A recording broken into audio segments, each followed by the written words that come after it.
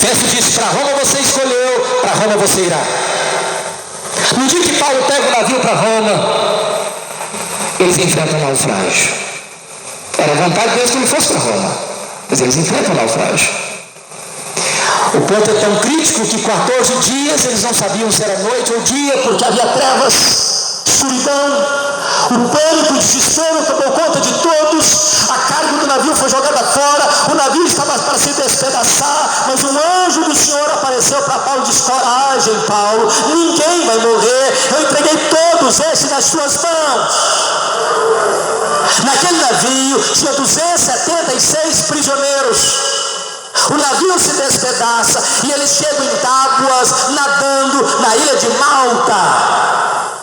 E os bárbaros receberam todos com urbanidade, fizeram uma fogueira para aquecê-los. Dos 276 prisioneiros, o único que se preocupou em manter a fogueira acesa foi o apóstolo Paulo. Foi catar gravetos, e ao jogar esses gravetos na fogueira, uma vírgula sai do fogo e prende na sua mão, e os bárbaros gritam imediatamente: é um assassino, tendo se livrado do mar, a justiça não o deixa viver, vai cair, vai inchar, vai morrer. Paulo não caiu, Paulo não inchou, Paulo não morreu, mudaram de opinião. É um Deus, nem um Deus, nem um assassino, um servo do Deus Altíssimo. Na verdade não foi o naufrágio que levou Saulo, ou melhor, Paulo, para Malta, foi a mão da providência divina. Porque o prefeito, o pai do prefeito estava doente, Paulo orou por ele foi curado. Os demais enfermos vieram e Paulo orou por eles e eles foram curados. E agora diz a Bíblia que os bárbaros enviam Paulo para Roma com todas as regalias que ele precisava. Ele chegou em Roma preso, algemado, uma prisão domiciliar onde ele pagava aluguel.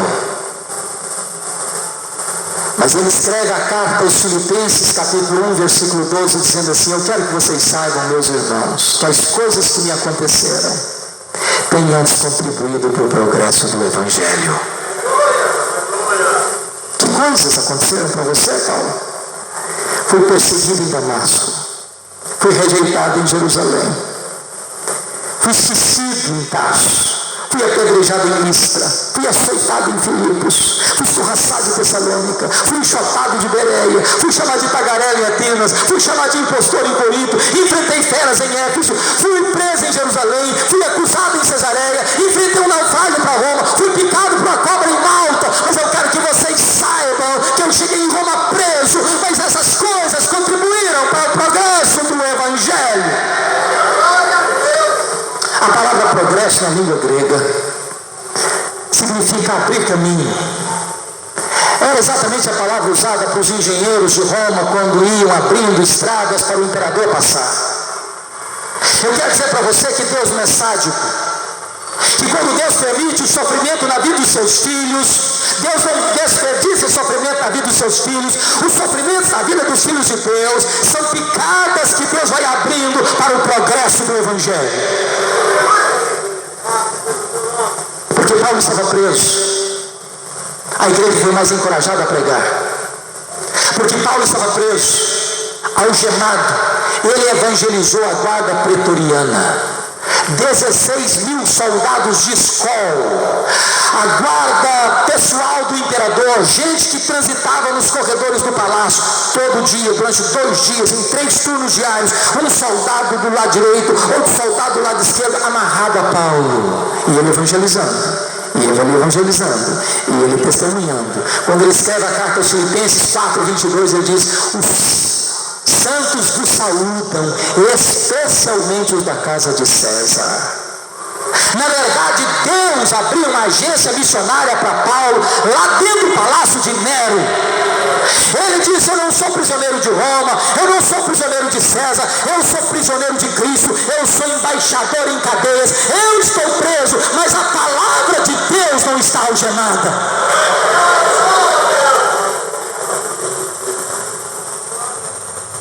Segundo Coríntios capítulo 11, versículos 23, 24 e 25, Paulo diz: eu sofri dos judeus uma quarentena, 5 vezes uma quarentena de açoites, menos um. Em outras palavras, ele sofreu 195 açoites. De que maneira?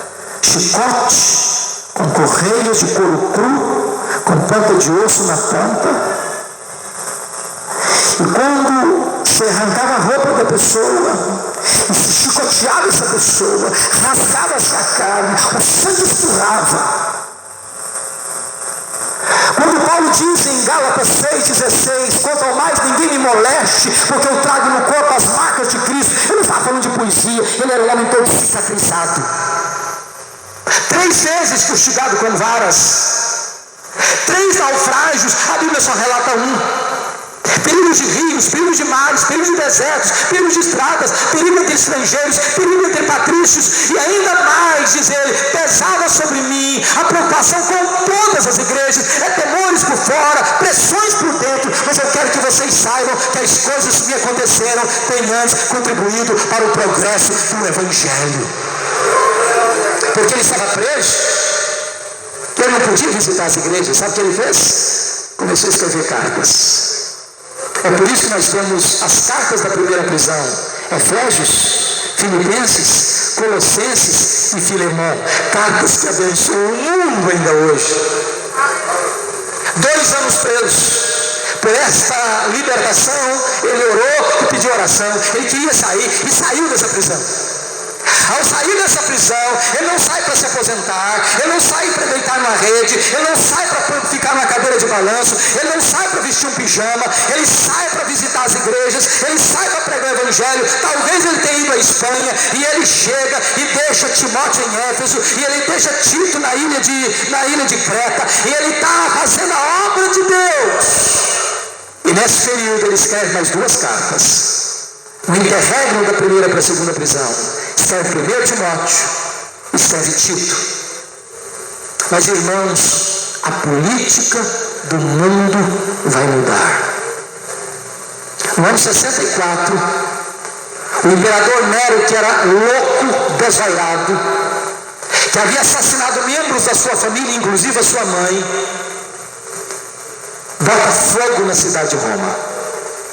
7 noites, 6 dias, a cidade ardendo em chamas, e ele sobe para o alto da torre de Mecenas, vestido de ator, tangendo a sua lira, tocando e cantando os versos de Troia.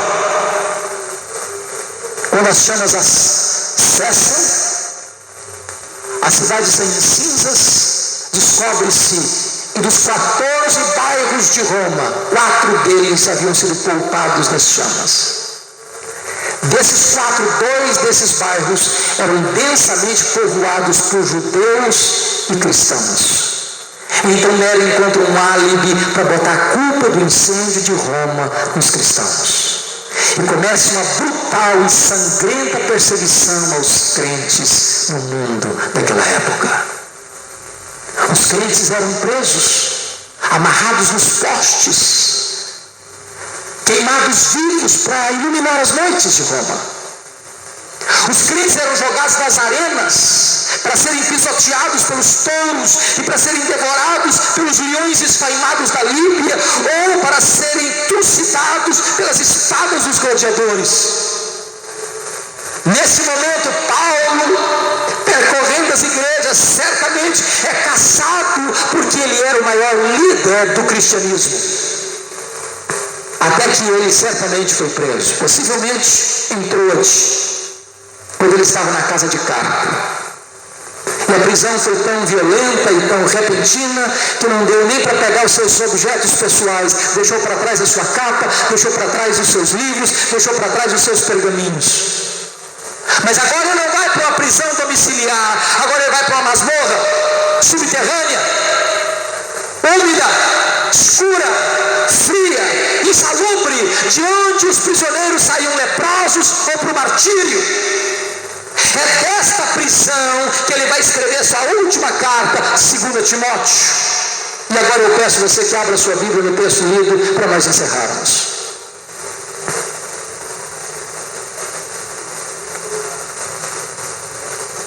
Eu fico pensando, amados irmãos, que se Paulo fosse avaliado